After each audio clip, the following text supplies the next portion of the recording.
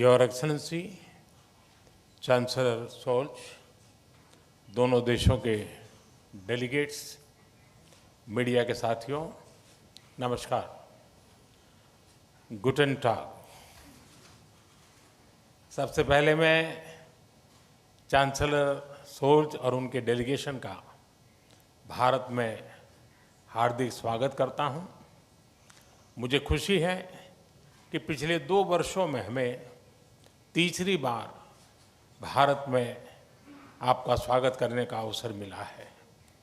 भारत और जर्मनी की strategic partnership की व्यापकता का अनुमान आप पिछले 2-3 दिन की गतिविधियों से लगा सकते हैं। आज सुबह हमें जर्मनी के एशिया पैसिफिक बिजनेस जगत की कॉन्फ्रेंस को संबोधित करने का अवसर मिला। मेरे तीसरे कार्यकाल की पहली आईजीसी मीटिंग अभी कुछ देर पहले संपन्न हुई है। अभी हम सीईओ फोरम की बैठक से आ रहे हैं।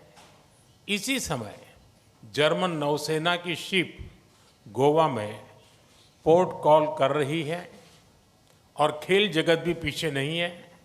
हमारी हॉकी टीमों के बीच फ्रेंडली मैच भी खेले जा रहे हैं। साथियों, चांसलर शोल्च के नेतृत्व में हमारी भागीदारी को एक नया मोमेंटम और डायरेक्शन मिला है। जर्मनी की फोकस ऑन इंडिया स्ट्रैटेजी के लिए मैं चांसलर शोल्च का अभिनंदन करता हूं। इसमें विश्व के 2 बड़े लोकतंत्रों के बीच पार्टनरशिप को कॉम्प्रिहेंसिव तरीके से मॉडर्नाइज और एलिवेट करने का ब्लूप्रिंट है। आज हमारे innovation and technology road map launch किया गया है। Critical and emerging technologies, skill development और इनोवेशन में होल ऑफ गवर्नमेंट अप्रोच पर भी सहमति बनी है। इससे आर्टिफिशियल इंटेलिजेंस, सेमीकंडक्टर और क्लीन एनर्जी जैसे क्षेत्रों में सहयोग को बल मिलेगा और सिक्योर, ट्रस्टेड और रेजिलिएंट ग्लोबल सप्लाई और वैल्यू चेन्स का निर्माण करने में भी मदद मिलेगी। साथियों, रक्षा और सुरक्षा क्षेत्रों में बढ़ता सहयोग हमारे गहरे आपसी विश्वास का प्रतीक है। क्लासिफाइड इंफॉर्मेशन के एक्सचेंज पर बनी सहमति इस दिशा में एक नया कदम है। आज संपन्न की गई म्यूचुअल लीगल असिस्टेंस ट्रीटी से आतंकवाद और अलगाववादी तत्वों से निपटने में हमारे साझा प्रयास सशक्त होंगे। ग्रीन एंड सस्टेनेबल ग्रोथ के साझा कमिटमेंट पर दोनों देश निरंतर कार्यरत है।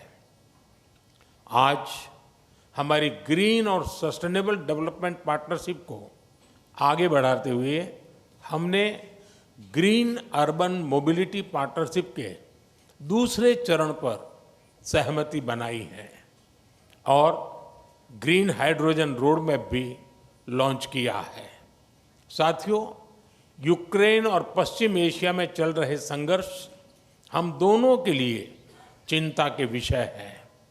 भारत का हमेशा मत रहा है कि युद्ध से समस्याओं का समाधान नहीं हो सकता और शांति की बहाली के लिए भारत हर संभव योगदान देने के लिए तैयार है।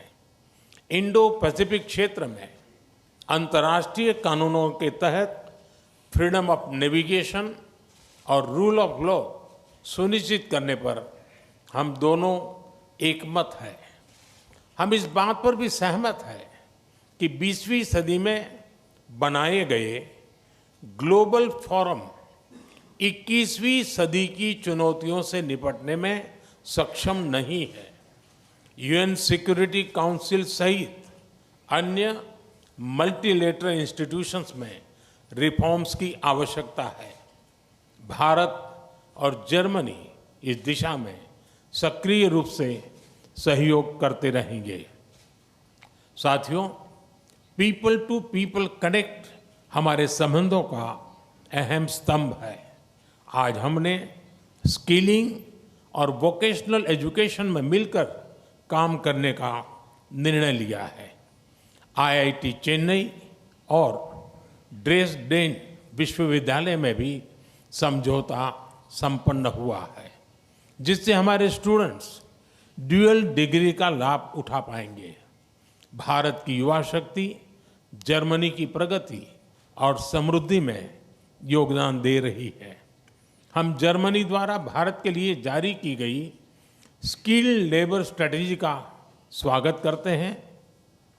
मुझे विश्वास है कि हमारे युवा टैलेंट पूल को जर्मनी के विकास में योगदान देने के बेहतर अवसर मिलेंगे। भारतीय टैलेंट की कैपेसिटी और कैपेबिलिटी में इस विश्वास के लिए मैं चांसलर शोल्ज का अभिनंदन करता हूं।